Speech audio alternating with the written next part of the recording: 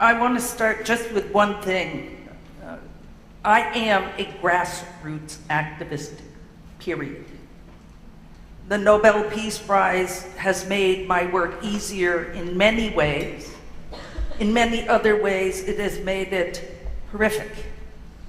I do chair the Nobel Women's Initiative, which is 6 of us who received the Peace Prize, and the younger ones, I try to help them understand that the burden of the Peace Prize gets worse with time.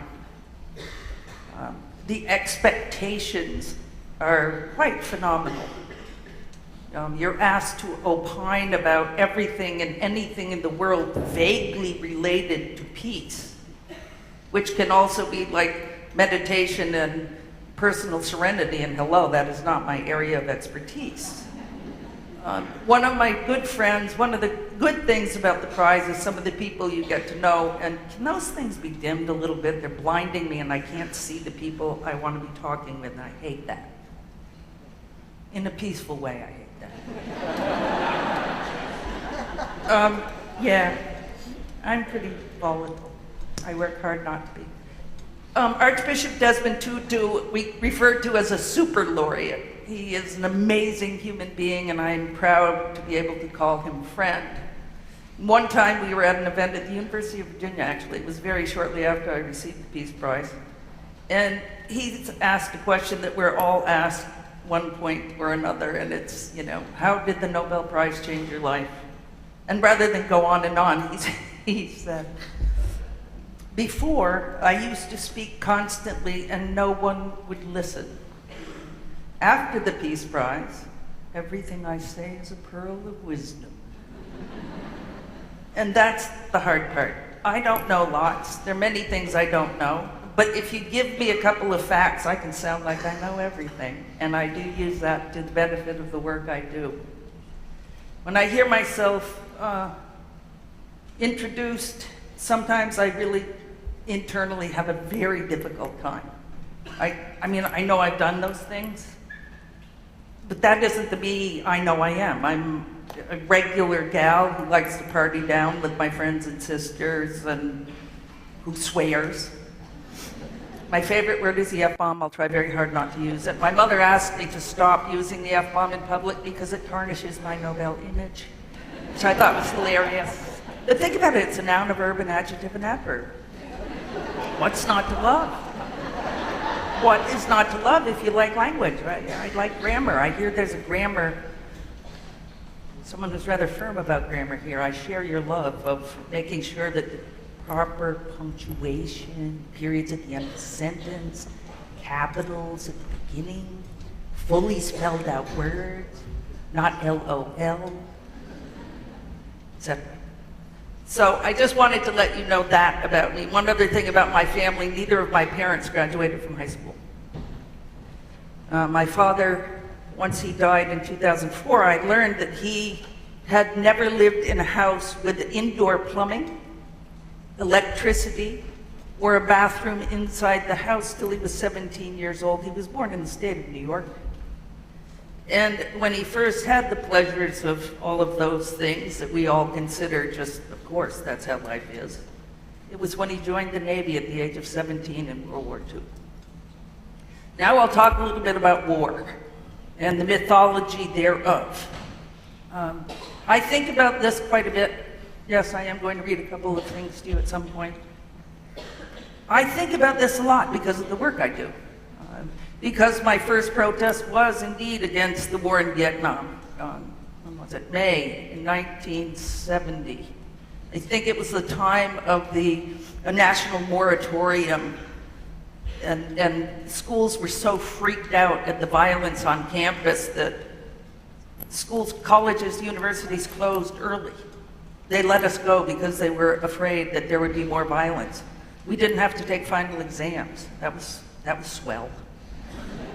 But that was my first protest, 1970. I am going to be 64 in 1 month. So what was I in that year? I was 19 years old.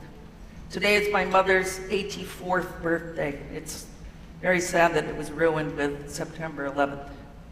It's also very sad that it was ruined with the response by this country to September 11th.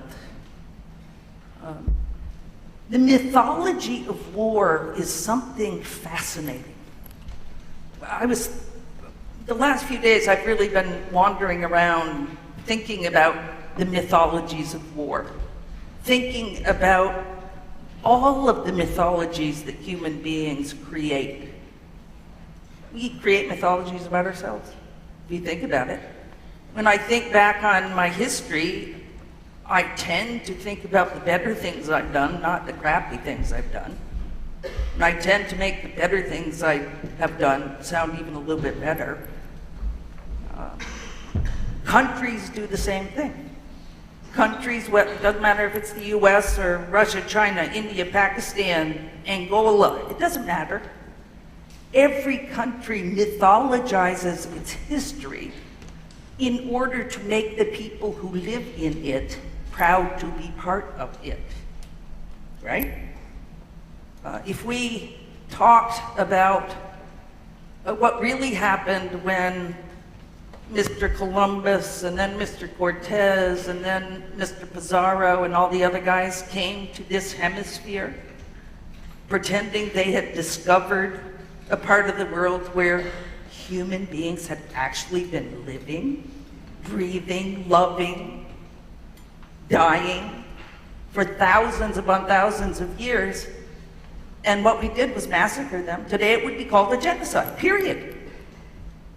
You know, white people came from over there, arrived here, and in one way or another did away with the overwhelming majority of humans who lived here for their own gain, period.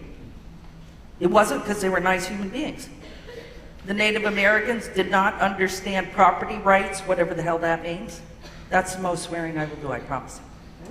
Property rights, they didn't have deeds saying that they owned from sea to shining sea, so it was pretty easy to steal their stuff.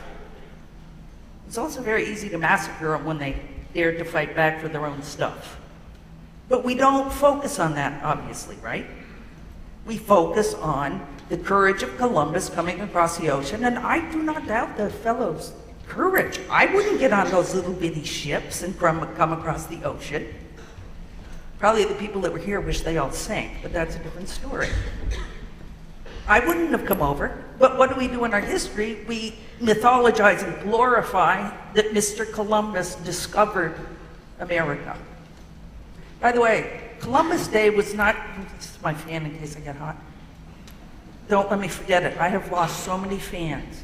It makes me irritated. Columbus Day wasn't even created until 1930. 1930. There is a vast movement of Native Americans asking that it be abolished because it is indeed in some ways celebrating genocide. I happen to agree with them. But, as I was saying, that is part of the mythologizing of the wonder of the United States. Another part is that we're exceptional. And I'm talking about our own country for obvious reasons. It's our own country. I could say very similar things about Russia, China, India, Pakistan, Mexico, it doesn't matter. But I'm not going to talk about them. I'm talking about us. Because it's our responsibility to know what our country does in our name. It's our responsibility to dare. And it does take courage. It takes immense courage to not accept the official story. What we read, what we study, I remember growing up, learning about America. And as I recall now, I mean, pretty much it was a story of war. It's really, the history is really about, centered around different periods of war. And to look war in its face is very difficult. We mythologize war because how the hell would you ever get 17, 18, 19-year-old people to volunteer, and I can talk about the volunteer army later if I give myself time. How would you ever get young people to agree to send themselves into battle and be so scared they throw up? How could you get them to go into battle when they risk an IED, improvised explosive device, and getting their limbs blown off? I had thought for a moment that I should have people play like the first 4 minutes of Saving Private Ryan. I recommend, if you can stomach it, that you go on YouTube and watch the first scenes of Saving Private Ryan. That is war. That is war. Soldiers in the equipment that is taking them from the ships to the shore, where they are facing German machine guns already dug in, throwing up, because they are facing pretty much certain death. See scenes of, one guy who gets his arms blown off, and he bends down and picks it up because it's his arm. And he runs with his arm. That's war. That's war. War is not heroic. War is mythologized to be heroic. People can act phenomenally heroic in war. There are war heroes. War itself is not heroic. But if we are honest about that fact, what people will rise up and embrace war? What sane human beings would send their children into that if we did not make it something magnificent? There is nothing magnificent about getting your limbs blown off you. There is nothing magnificent about killing the other. And when I talk about this, I'm not talking about the individual soldiers. When I'm talking about the mythology of war and why I find it a grotesque occurrence that still happens now. The soldiers are as victims themselves, in my view, most of them. I'm talking about the people who sit in Washington, normally white men, who send other people's children to die for political reasons. It's about economics. It's about why is our oil under their sand, Middle East. We wouldn't have invaded Iraq. We would have done nothing in the Middle East had it not been sitting over the oil that we need. Not so much now, because now we're ruining our own environment with fracking. I won't go into fracking. I could go off on fracking as well. War is about greed. War is about power. War is not about heroism. I'm going to read you one bit from, I'm sure some of you have met Chris Hedges. I hear he was here last year. Well, I appreciate his book, War as a Force That Gives Us Meaning. I reread it the other day just so I would remind myself. Here's one part about war that kind of echoes what I was saying about wishing I could show you the opening scenes of Saving Private Ryan. I'm not a great reader, so bear with me. When Ernie Pyle, an American war correspondent in World War II, was killed on the Pacific Isle of, I can't say its name, in 1945, a rough draft of a column was found on his body. He was preparing it for release upon the end of the war in Europe. He himself had done much to promote the myth of the warrior and the heroism of soldiering. And here's the bit of his column. There are many of the living who have been burned. Let me try that again. There are many of the living who have had burned into their brains forever the unnatural sight of cold, dead men scattered over hillsides and in the ditches along the high rows of hedge throughout the world. Dead men by mass production, in one country after another, month after month, year after year, dead men in winter and dead men in summer, dead men in such familiar promiscuity that they become monotonous. Dead men in such monstrous infinity that you come almost to hate them. These are the things that you at home need not even try to understand. You at home, to you at home, they are columns of figures. Or he is a near one who went away and just didn't come back. You didn't see him lying so grotesque and pasty beside the gravel road in France. We saw him. We saw him by the multiple thousands. That's the difference. Think about that. I think about the mythologizing of the heroes of the Vietnam War. Not that I would have wanted to be a soldier in the Vietnam War. I protested against it. Many of my friends were able, through nefarious means, to escape serving. I gave them the clap and supported them for it. When I go to the Vietnam War Memorial in Washington and I stand in front of that thing that lists 58,000, I've lost count of the number, dead, in chronological order. It's a beautiful thing, the monument. It really is. Brilliant design. And as you stand there and look at the polished granite, you see yourself reflected against the names of the dead. I weep every time I go. Every time, without fail. I think of what it did to this country. And I think even more about what we did to Indochina. What we did to Vietnam, what we did to Cambodia, what we did to Laos. Between 1 and 2 million Vietnamese people were killed. How often do you ever hear that? Probably you guys don't even study Vietnam anymore. It's ancient history.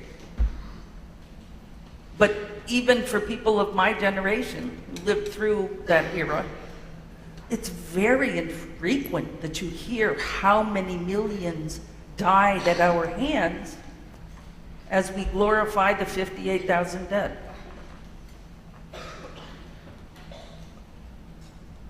That allows us to continue killing people. Most of the people killed in Vietnam were civilians. Recently I was in Laos, in the Plain of Jars, which is one of the areas severely bombed by the United States. We dropped more bombs in Cambodia than we did in World War II, which is kind of startling if you think about it. Makes one ill if one wants to think about it. It's easier not to think about it. That's why it's easier to glorify the soldier. That's why it's easier to have, for example, quite a few years ago, I kept on wondering, why the hell do US fighter jets fly over football games? Why? What is the relationship between the US military, fighter jets, and men who earn gajillions of dollars for beating each other up on the field when they aren't beating up their future wife in an elevator, Mr. I do follow a little bit the obscenities of domestic violence. I'm going to read you something. Scary, isn't it, when we think about these things?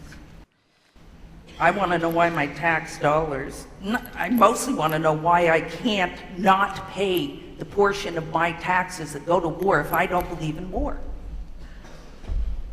You know, there are companies now that don't have to pay for my insurance if I'm a woman who want my reproductive rights. And it's just your freaking health taken care of.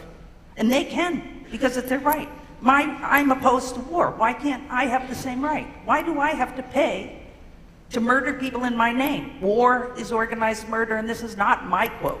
This is taken from many, many soldiers who have fought in many, many wars. It is organized murder. The language used most often today to talk about war is suffused with a sentimentality that seems to belong more properly to some faraway age. It isn't Shakespearean metaphor, yet it is a code of distortion, misdirection, and concealment.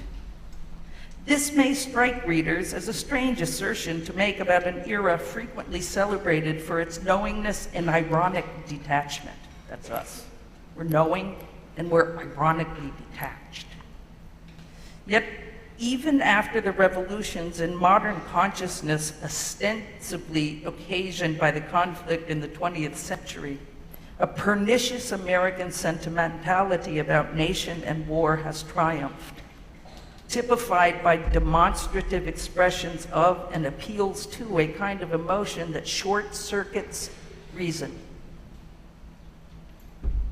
When you're glorifying the warrior, it's hard to think reasonably about why the hell did we go to war? Why did we bankrupt this country? And trillions of dollars of loans that we took out in order to invade Afghanistan and then Iraq? They didn't even put it through Congress because they didn't want the American public to have anything to say about it. Just take out a loan. And we are living the consequences of that loan and those loans in more than one way. Back to the sentimentality. It is a language of the heart that works to insulate us from the decisions we have made, and paradoxically, it distances us from those whose military service we seek to recognize. We see it in the empty profusion of yellow ribbons and lapel pin flags. We hear it in the organized celebrations of American heroes and patriotic values. Celebrity public service announcement, beer commercials about military homecomings, the more jingoistic variants of country music, and the National Football League's Salute to Service campaign. All of these observances noisily claim to honor and celebrate, in the words of the NFL, the service and sacrifice of our nation's troops. We have become exhibitionists of sentiment. The more public and theatrical our emotional displays, the better we seem to feel. Let me just find the last thing. That's the last one I'm going to read you. If I can find it. I meant. Here it is. Remember, we're at the point of our sentimental displays causing us to not be able to reason anymore. And our, glorifying our soldiers, who, by the way, we glorify them when they come home. We like to give them a parade and clap. And then we don't care. We forget about them. Last time I Googled it, at least 21 soldiers a day were committing suicide. More soldiers have killed themselves after these deployments than were killed in the wars. But as long as we fly the jets over the NFL games and we point out one or two for their heroism, that's cool. Then if they're homeless, then if they're mentally disabled because of what they have had to live, how they have been trained to kill, we don't want to look at that. It's ugly. It doesn't fit the myth of the heroic warrior in the least. Once a soldier becomes a symbol, an abstraction available for political ends, we deny him or her the humanity we strive to celebrate. Sentimentality distances and fetishizes its object. So long as we indulge it, we remain incapable of debating the merits of war without being charged with diminishing those who fought it. When I talk about the merits of war, which is almost never, I am never talking about the soldiers who are sent to die. I am talking about the people in political power who send other people's children to die.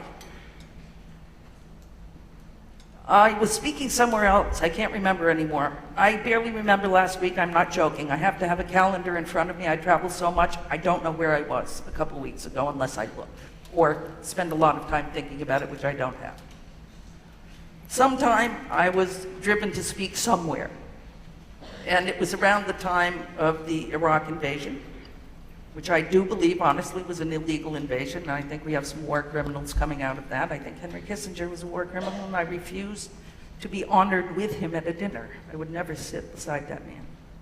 He ordered the Christmas bombings, by the way, of Cambodia.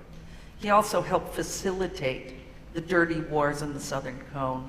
We don't like to think about that, because Henry's a great statesman. So I try sometimes.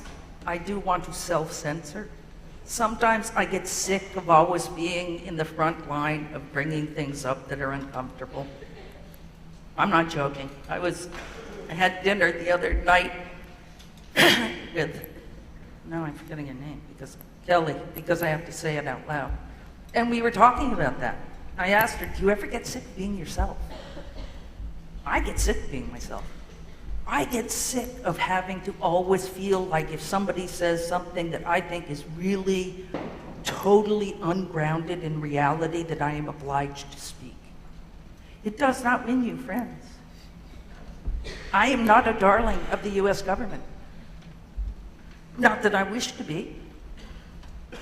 But being ignored because you call into question policy is quite another thing. It gets tiring. Anyway, in this car with this driver, for some reason, I must have been overtired and not thinking clearly, I mentioned Iraq. And I expected it would be unpleasant. And I was quite surprised. He said, I am a Korean War vet. This is a war we barely know anything about.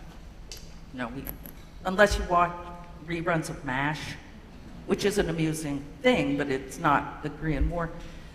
He's a Korean War vet. And he said, when Mr. Bush ordered the invasion of Iraq, supposedly to, take away the nuclear weapons he didn't have, I supported the war. And then when the reasons for the invasion kept changing, they did change. We invaded to bring democracy, and look at what we've brought. Although I recently read an article from a policy wonk in Washington taking great umbrage that anyone would dare to to draw any parallels about what is happening today in Iraq and Syria as a result of our invasion. It's like, woo, magically, no. What's happening there now has nothing to do with the fact that we totally destroyed a country. How silly of us to think that. So the fellow says that he had at first believed in this, because he wanted to, he's a vet. My dad and I used to fight like hell about the Vietnam War. Because he's a vet. Well, he's a dead vet now, but he was a vet.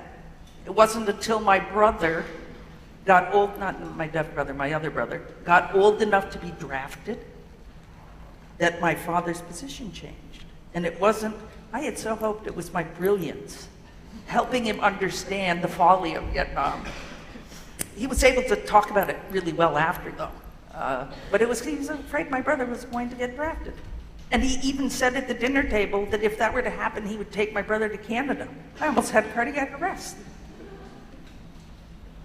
So this Korean vet said, I no longer support the war.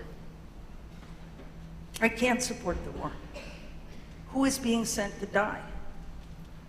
And then he said, I wanted to stand up and cheer when he said it for his insight, which should be obvious, but still an insight, that as soon as George W. was willing to send his darling twins to the front lines in Iraq, he would support the war. Those who send other people's children to war do not have to worry about their own children dying. Makes it really easy. to send other people's children to die. The last time we actually had a serious national discussion about war, am I still going on? How many minutes do I have? Okay. Was in the Vietnam War. Why? Because all of the middle class's children, more or less, could be drafted. If your children are going to be possibly sent to die, you have a big stake in worrying about that war.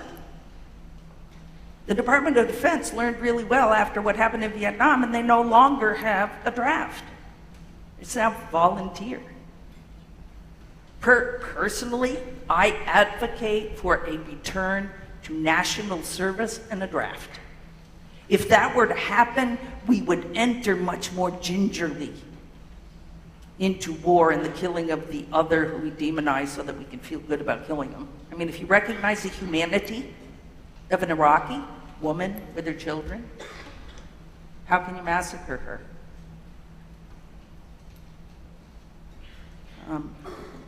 I'll end that fun part, and I'm going to talk just for a couple of seconds about reclaiming peace. Because the realists and the mythologizers of the wonders of war are really good at putting forth that position, primarily because they're, ones who benefit from war. I think of the F-35 fighter jet. If I may have the facts a little wrong, Google it, but I'm not totally wrong. The Pentagon itself tried to defund the F-35 because it's a useless thing that has gone, triple gajillion over budget, but who cares? It's only taxpayer money. Congress reinstated the money plus more money. Why is that? It was Dwight D. Eisenhower, of course, who told the American people after World War II to beware the military-industrial complex and the standing army. There are companies across the United States, north, south, east, west, that are in one way or another all engaged in the production of weapons. So if we start to defund the F-35, the defense industry, if you want to call it that, I call it the war industry, we sell more weapons to countries around the world than all of the others combined. We also have a bigger defense budget than every other country of the world combined, including Russia, China. The United States, I may not get to peace, the United States has over 1,000 military bases that we know of. 1,000 military bases in North America, Central America, South America, Africa, Europe, Asia. I may be forgetting somewhere. 1,000. Do you know how many China has? Last I knew it was 0. 0. They might be building one now. Why do we need 1,000 military bases around the world? Why? That cost something like $45 billion in upkeep alone. What could we do with $45 billion for public education in the United States of America? Think about it. I will end with peace. Peace is not a wimpy alternative to the marvels of being a hero in war. Peace is not the dove and the rainbow. Peace is not personal serenity. Even my pal, the Dalai Lama, said to me recently, I meditate, I'm a Buddhist monk. It's my job. He said, but finally I've come to realize that meditation alone will do nothing to save this world. We need to act. Violence, yes, people can be violent. Even after I became the sainted Nobel Peace Prize winner, I want to smack people. I'm a normal human. I get agitated. I want to hit somebody. Sometimes too often I grew up beating up my brothers and sisters. It's a hard thing to get over. But I have sense and maturity and self-control enough that I know it wouldn't look good in the newspapers if I punched somebody out. Right? Although I did grab a U.S. colonel by the throat and told him to F off. It's one of my favorite moments in the landmine campaign. He needed to be told to F off. My husband tried to soften it and say, Jody didn't mean that. We met anyway. Jody didn't mean that. And I said, darling, step aside, I effing meant it. You know, love thy enemy, I think, doesn't mean you actually have to like everybody around you. How many billion? We're 7.5 billion on the, we gonna like everybody? There are a hell of a lot of people I do not like, period. Many I would never invite to my house for dinner, but that does not mean that I do not accept they have a right to live on this planet. They have a right to live how they want as long as they are not taking away my rights. That's what love thy enemy means. You don't all have to be Christian to be good people. But I'm not going to take on theology because it's even more dangerous than talking about the glories of war. Nonviolence is not inaction. Think about the courage of a Martin Luther King. Think about the courage of my sister laureate Sharon Abadi from Iran, who has been living in exile, lost her husband, lost her home, lost her husband to divorce because of the exile and what they tortured him to make him say evil things about her. And yet she still speaks up. She still fights for the democratic rights of people in her country. That's courage. Picking up a gun and shooting somebody is not courageous. Let's be real about this, people. I can pick up a gun and shoot. I took riflery in college. I still want a shotgun for the bear that lives in my neighborhood in Vermont. I wouldn't shoot him unless he came and tried to eat my dog. But I do ponder a shotgun. No, don't quote me because my God, a Nobel Laureate thinks about a shotgun. Peace is hard work every single day. I was teaching at Houston last week, and we were talking about nonviolence and Martin Luther King, and an African-American student said, but what about the Panthers? What about Malcolm X?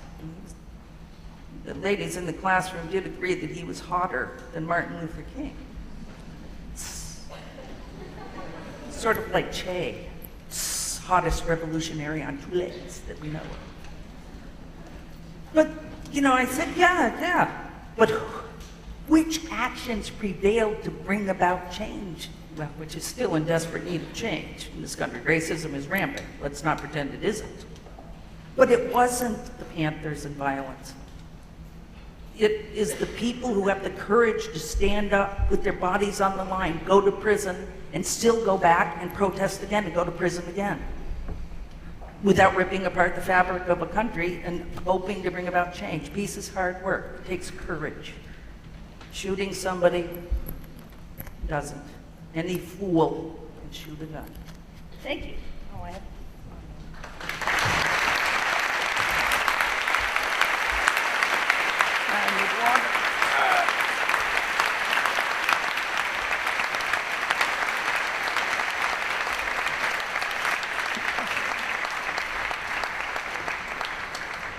We do have some time for questions. I'm going to ask that people be brief in their questions so we can have as many questions asked as possible. There should be ushers with microphones in the aisles, so if you are interested in asking a question, please raise your hand so one of the microphones can get to you. I believe the first question will go to Marie Michaels from the comedian, the editor of the student paper. But if you want to leave, it's totally cool. Do not feel chained to your seat. I am never insulted if people want to leave. It's okay. I often get up and leave things I don't want to listen to anymore. I conveniently do sit in the back on an aisle seat. Could you come up so I can actually see you? Thank you. And tell me your name and who, you know, what are you doing here? My name is Marie Michaels. I'm the editor-in-chief of the comedian at school. And I want to thank this opportunity for you coming to Moravian and expressing your views to us as well. My question actually revolves around our soldiers. Over time, we have learned about the horrors of war from many of our soldiers from first perspectives. And I was wondering, how do we take what we learned about the unglory of war, but still honor our soldiers for fighting bravely in their country and sacrificing their lives to us so we don't isolate them further. Not that part I haven't thought about a whole lot, but my immediate thinking is give them the treatment they deserve. As in, if they are suffering from moral injury, which I bet most of you have never heard of, I'll explain it in a second. If they are moral injury is when you are in a combat situation and you are forced in some way or another to do something against your core values. Something that in real life you would not do. Massacre, for example. You tend to come away from that circumstance with moral injury. A lieutenant colonel in the military, 20 years in intelligence, who is still in the military, we correspond a lot, he talks about moral injury, and it's still not recognized. But he believes that many of the suicides are the result of moral injury. That soldiers have done things that they never would have done otherwise, and when they get back to, real life, whatever the hell that is, they can't handle it. Accepting that that's a real problem and dealing with it with honor would be one way to honor them. Treating the mental shock that soldiers who return, they're sent to kill people. They're sent to kill. You're not sent over there just to hang out. You go to war to kill people. And then, so you've been trained to kill. You're expected to kill. When you come home, how the hell do you readjust to this? What if somebody really irritates you? When you were in war, you could shoot them. I'm not saying that everybody did. But when you're here, in theory, you can't do that. How do we, with honor, deal with the serious mental health complications of people who have been trained to kill and then come home and are expected to fit right in? How do we, well, I won't even go into the whole Veterans Administration. We all know that story, I think.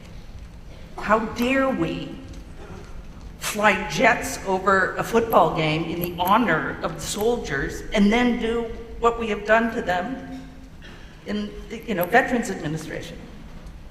Not treating their wounds, their visible wounds, say nothing about their moral, spiritual, etc. Also, I really believe starting to talk honestly about what war is. Pretending that, our warriors are all heroes is absolutely absurd.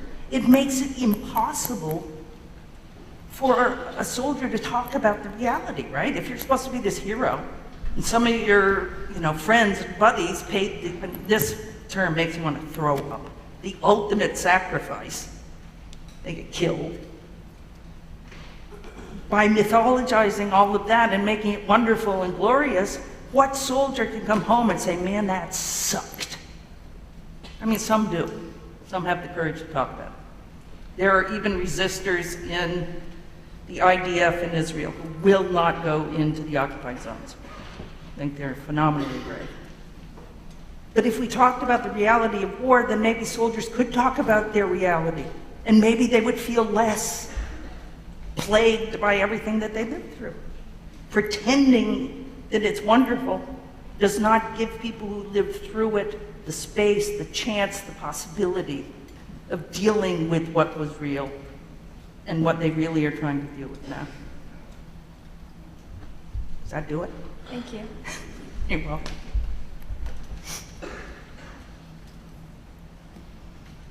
You can ask me anything, It doesn't have to be about the glories of war or lack thereof. As a Nobel Peace Prize recipient... Can you come over here so I can see you and tell me your name, please? Yes. As a Nobel Peace Prize recipient, how do you feel about President Obama's award as a Peace Prize recipient and his use of drones? Pretty simple question. I'll elaborate because I have spoken publicly on this. Many of my laureate colleagues sent letters to the Norwegian Nobel Committee in protest. If you look at the will of Nobel, it is not, Nobel Peace Prize is not to be awarded for a thought about something you might do in the future. It is supposed to be awarded to a person or an organization that has in the past year or previously done something to lower the tension of armies. A couple of peace conferences, etc. Mr. Obama, all he did was not be George W. Bush. And he talked about the possibility of diminishing the nuclear threat. Look at what he's done with the nuclear threat. They have passed billions of dollars to refurbish and upgrade the military threat. I wish they could take it back. But, you know, the first blame goes to the Nobel Committee itself. Where did they get off making that decision? It's obscene. And when Mr. Obama finally, days later, came out in the Rose Garden to make a comment, I mean, neither he nor his administration were thrilled with this award because they knew the flack they would take for it. And he started with, "I do not deserve this prize." And I was like, yes, please, don't take it. Seriously, I would have thought he rocked a little bit. I'm not a fan, although I did vote for him twice. But we need other parties where they have an option between a Democrat and a Republican, two sides of the coin. There have been as many invasions under Democrats as Republicans. Maybe more because the Democrats think they're wimpy and have to prove their manliness. But he took it on, you know, and then said he was dedicating it to the American people. I thought, don't include me, man. I got my own. I don't want to be a part of yours that you don't even deserve. You know, and then he had the, whatever, to show up in Oslo and give an address that he should have given at West Point. It was an incredible insult. That's how I feel. But I've said it on the radio, I've written about it, and I'm not ashamed. I'd say it to his face. He's a human being. You know, Mr. President, I don't do that. I don't do Mr. Prime Minister. What you see is what you get, no matter what your rank. I don't care. I talk to you as a human being to human being. I want you to look at me as a human being, not look at me as someone in your uniform so you can evade real discussion because you're in a military uniform. Or you're the president. Or whatever else you are. I don't care. I mean, respect the office. I even have a hard time with that. How do you respect an office that is bought by corporations? Gotta love Citizens United. N-O-T. Anybody else? Yes.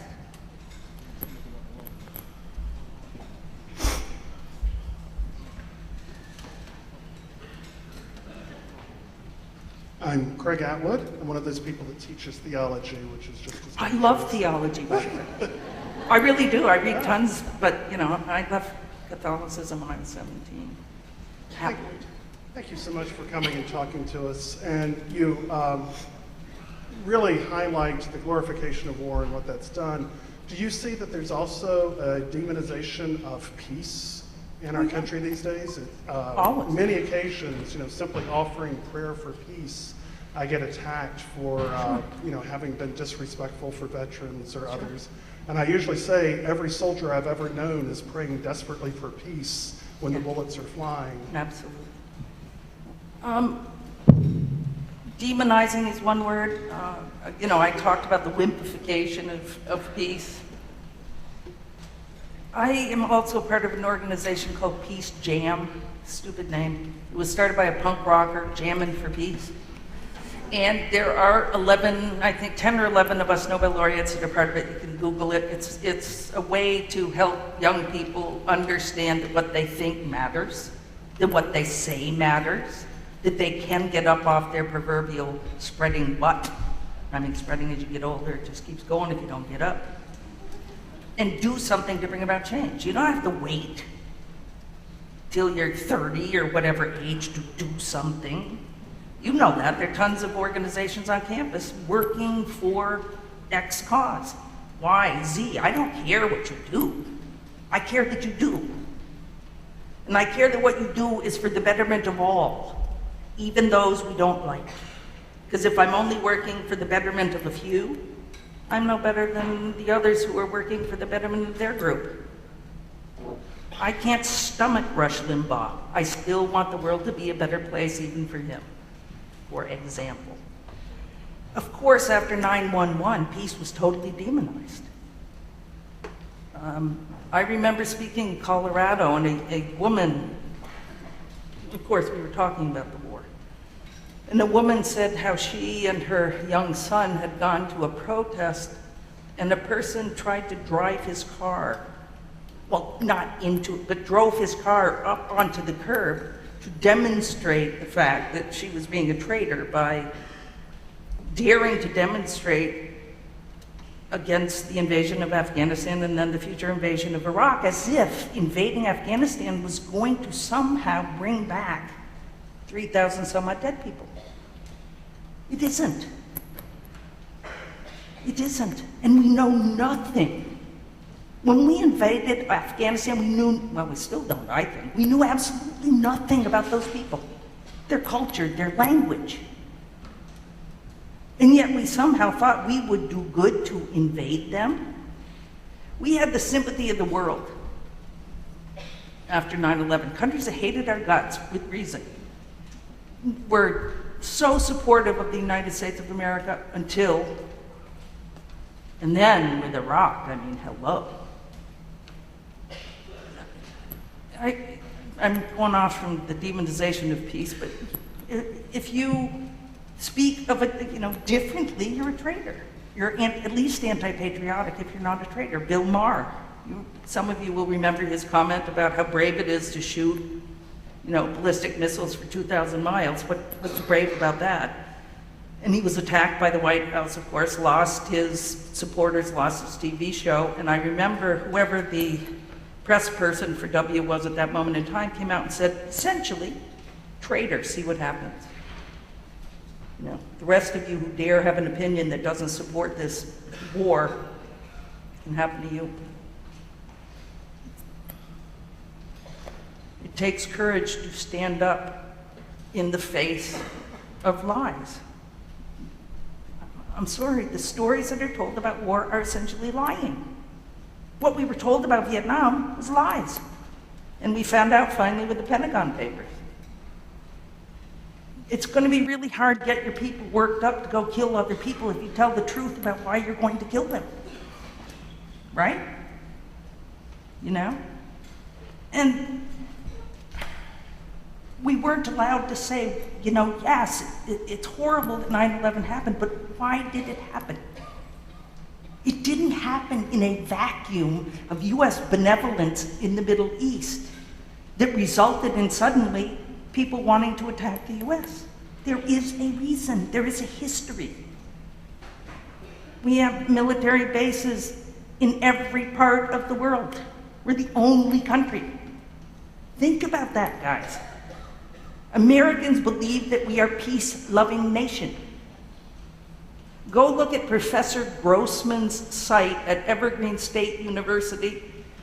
He chronicles U.S. interventions from 1890, which I think is a little late myself. Monroe Doctrine, when we claimed that we could, save the entire hemisphere in which we live, was 1823.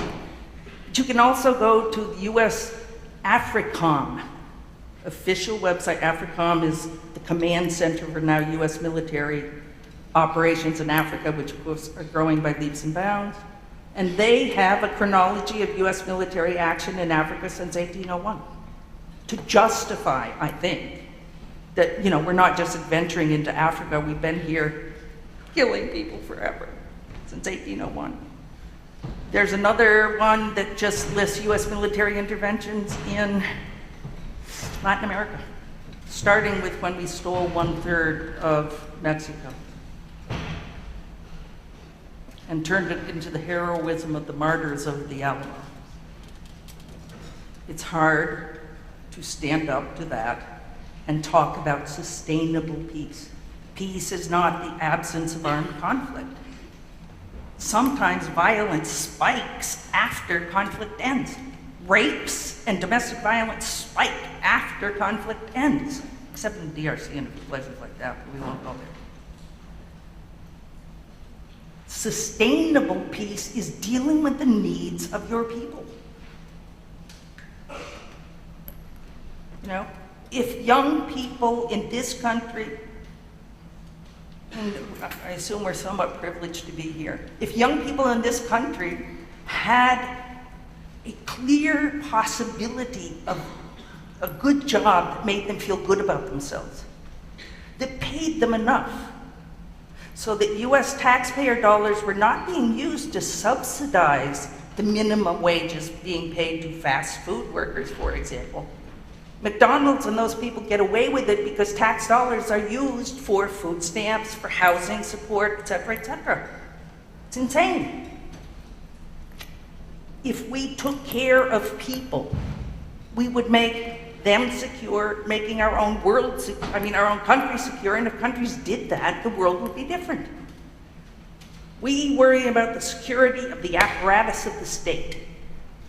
It's called national security. Human security is shifting the focus to worrying about the security of the individuals of the planet. Big shift. The guys who make trillions of dollars off weapons of war, you can imagine they don't believe in the human security paradigm. They don't believe in discussions of sustainable peace. It's wishy-washy, wimpy. How can you possibly take care of people? How about we close the military bases around the world and use that $45 billion? How about we actually get rid of nukes and use, it's incalculable because they hide in different parts of the US budget how much is spent on nukes. You can't find out.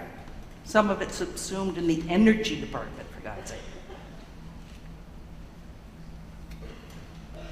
It's hard to talk about peace, but I think we have time for one more question. it makes me happy to get people in a flurry about talking about reality.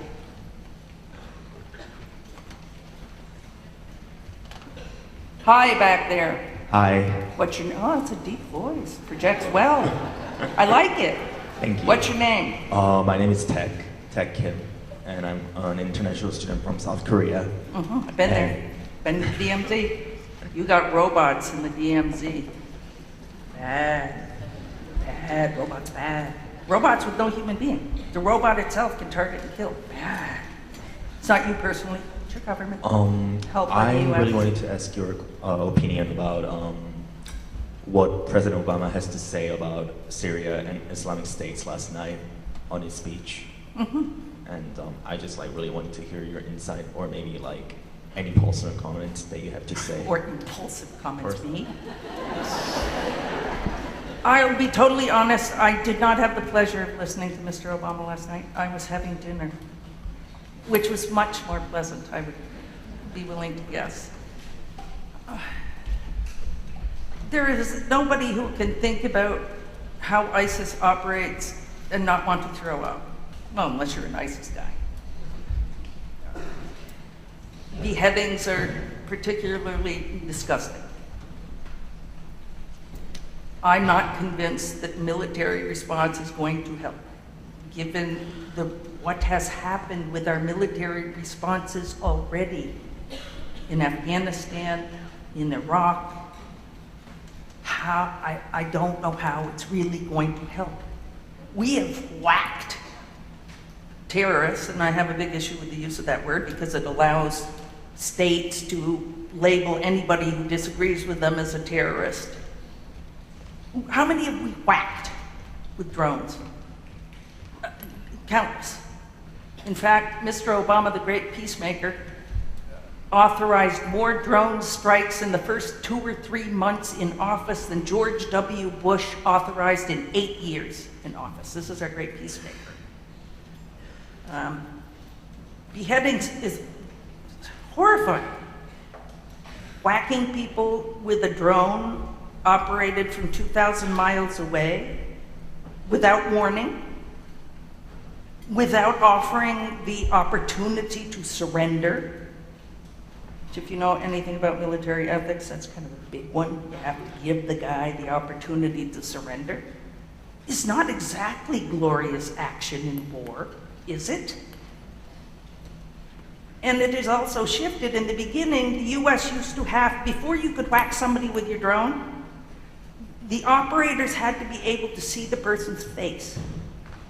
and identify them as a person on the kill list, which also sounds like the kill list. They don't have to anymore.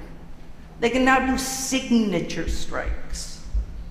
And a signature strike means if there are a bunch of guys, hanging out near an SUV or some other suspicious object in robes and turbans, and they seem like they might have the profile of a terrorist, you can kill them. I would call that murder, personally, as does the whole international community. Extrajudicial execution, it is against the law. How is that any more glorious than beheading? It's faster, less terror to the people killed. Let's be real here. What if China suddenly started sending drones over here? What if Russia suddenly started sending drones over here because they're agitated, because we're agitated, because they took Crimea after Mr. Putin stood before the Duma and said, how dare the United States of America give us any crap? They invaded Iraq. One of the things we all said, torture people, you'll be tortured. Lie and invade countries illegally, you will live to rue the day. So I am twisted in my confusion. I am not a pacifist. However, I don't support war, so that's a big confusion I haven't worked out yet. So I don't know. I can't give you an honest answer. I get too filled with doubt. How can we get away with it? I love my country. I particularly love Vermont. It was a republic. There were two republics in the United States. One was Vermont, the other was Texas. I happen to teach in Texas, but I'd never lived there. I love my country. I'm not always proud of its actions, particularly when it comes to military aggression. Thank you all for staying. Thank you for being here.